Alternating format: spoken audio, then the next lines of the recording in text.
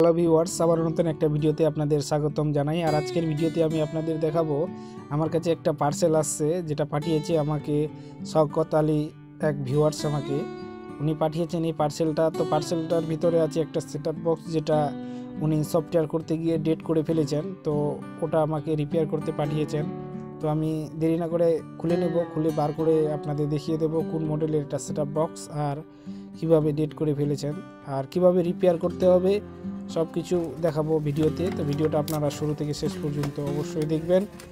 আমি এই মুহূর্তে আনবক্সিং করে দিচ্ছি, অর্থাৎ বের করে নিচ্ছি। আমি একটু ফাস্ট অ্যান্ড ফরওয়ার্ড করে দিয়েছি যেন ভিডিওটা বড় না হয়ে যায়। তো এই প্যাকেটের মধ্যেই আছে বক্সটি। তো আমি কেটে নিচ্ছি, কেটে নেওয়ার পর বার করে নেব। তো দেখতে পাচ্ছেন খুব সুন্দর করে এবং যত্ন করে প্যাকেটিং করেছে যেন নষ্ট না হয়ে যায়। তো দেখতে পাচ্ছেন এটা বক্স, আর দেখতে পাচ্ছেন দাদার সঙ্গে একটা টাকা দিয়েছে, 100 টাকার নোট। তো আপনারা ভাববেন না এটা আমি রিপেয়ার করে দেবো সেই জন্য টাকা নিয়েছি, এটার জন্য না। এটা আবার দাদার কাছে পাঠানোর জন্য যে টাকাটা লাগবে সেই টাকাটার জন্য এটা পাঠিয়েছি দাদা। আর এটা হচ্ছে সলিটের 6363 বক্স, আর এটা দাদা সফটওয়্যার করতে গিয়ে ডেট করে ফেলেছে। তো আমি পাওয়ার দিয়ে দিলাম, দেখতে পাচ্ছেন পাওয়ার দিয়ে দিয়েছি। বুটে এসে দাঁড়িয়ে থাকছে, দেখতে পাচ্ছেন, আপনাদের দেখিয়ে দিচ্ছি। দেখতে পাচ্ছেন বুটে এসে দাঁড়িয়ে থাকছে বক্সটা।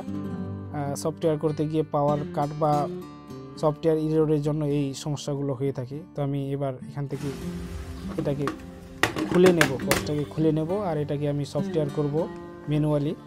তো আমি খুলে নিচ্ছি, আর এখানেও একটু ফাস্ট অ্যান্ড ফরওয়ার্ড করে দিচ্ছি যেন ভিডিওটা বড় না হয়ে যায়।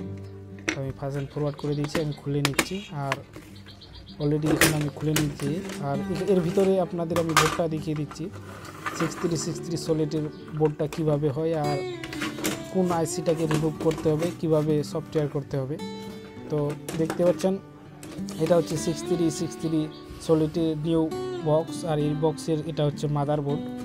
আর এখান থেকে যে জিনিসটা এখান থেকে রিমুভ করতে হবে সেটা হচ্ছে আপনাদের দেখিয়ে দিচ্ছি। দেখতে পাচ্ছেন এখানে যে একটা আইসি আছে, দেখতে পাচ্ছেন, আর এটা বোর্ডে দেখতে পাচ্ছেন GX6605S, আর 5815 এটার মডেল নাম্বার, এটার বোর্ডের নাম্বার। তো এই আইসিটা এই দেখতে পাচ্ছেন এটা হচ্ছে মেমোরি আইসি। এই মেমোরি আইসিটাকে এখান থেকে তুলে নিতে হবে। তো কিভাবে তুলবেন আপনারা, হাত দিয়ে তো সোজা তোলা যাবে না।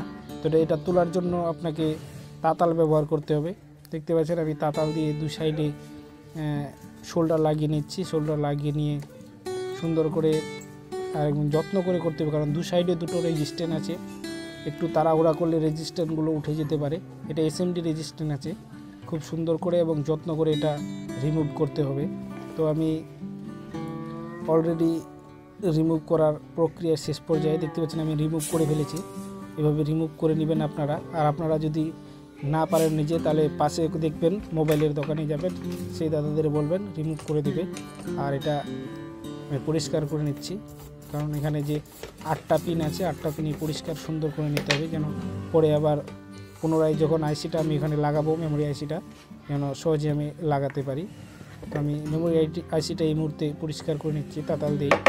এখানে আপনাদের একটা জিনিস আমি দেখাই দিব যে আইসিটাতে 1 নাম্বার কোনটা পিন এবং 8 নাম্বার কোনটা পিন, কীভাবে আপনারা বুঝবেন।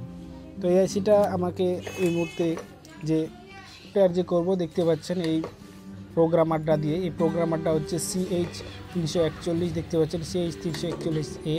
এই প্রোগ্রামারটার মাধ্যমে আমি সফটওয়্যার করে দেবো দাদার এই বক্সটাতে। তো দেখতে পাচ্ছেন মেমোরি আইসিটাতে একটা জিনিস আপনাদের দেখিয়ে দিই। দেখতে পাচ্ছেন এখানে একটা বিন্দু আছে, এই বিন্দুটাই হচ্ছে 1 নাম্বার পিন। এই 1 নাম্বার পিন, এই বিন্দুটা দেখতে পাচ্ছেন এখানেও একটা 1 নাম্বার দেওয়া আছে। তো এইভাবে বসিয়ে এখানে আবার আমি করে নেব, সোল্ডারিং করে নেব। তো আমি এই মুহূর্তে সোল্ডারিং করে নিয়েছি। তো আমি একাই কাজ করছি, একাই ভিডিও করছি, সেই জন্য একটু অসুবিধা হচ্ছে। একটু কোথাও কোথাও কেটে কেটে দিয়েছি, ভিডিওটা নাহলে আরও বড় হয়ে যাবে। তো আমি সুন্দর করে 2 থেকে 8টা পিনেই ভালো করে ঝাল দিয়ে নিলাম, কারণ এখানে লুজ থাকলে হবে না। আমি ঝাল দিয়ে দিয়েছি অলরেডি, দেখতে পাচ্ছেন।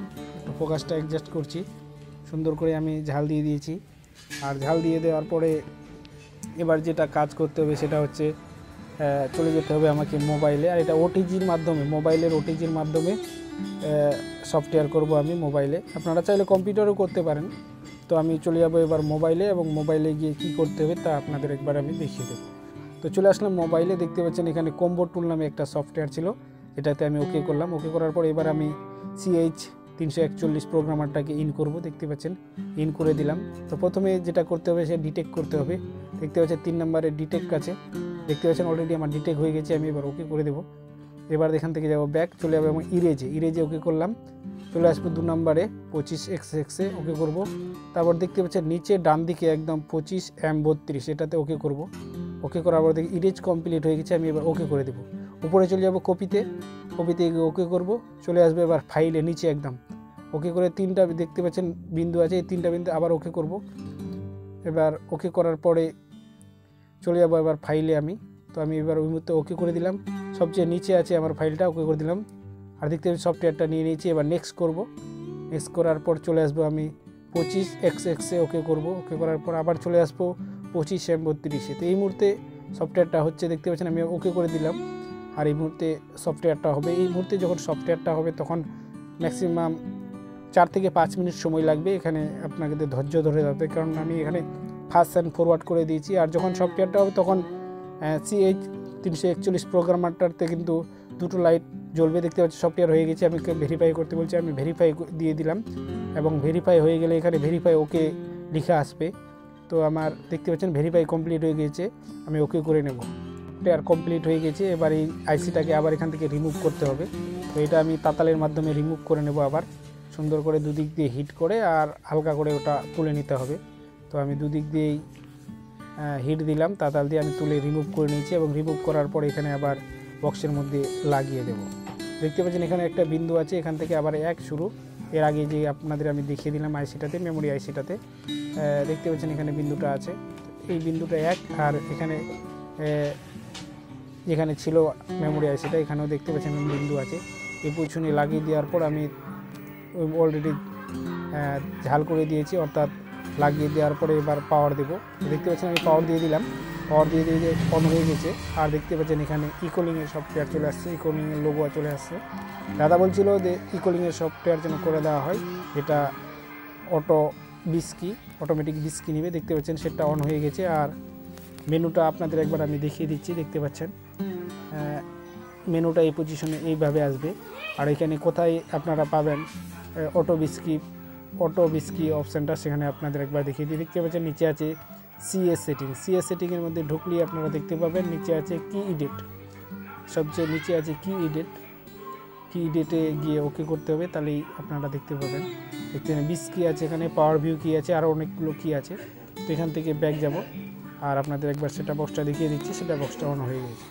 তো ইনফরমেশনটা কেমন লাগলো অবশ্যই কমেন্ট করে জানাবেন। আপনাদের বক্স যদি এইভাবে ডেট হয়ে যায় আপনারা পাঠাতে পারেন আমার ঠিকানায়। তো ভিডিওটি ভালো লাগলে লাইক করবেন, কিছু জানার থাকলে কমেন্টে অবশ্যই জানাবেন। কথা হবে নেক্সট ভিডিওতে। আজকের মতো নিচ্ছি বিদায়, থ্যাংক ইউ।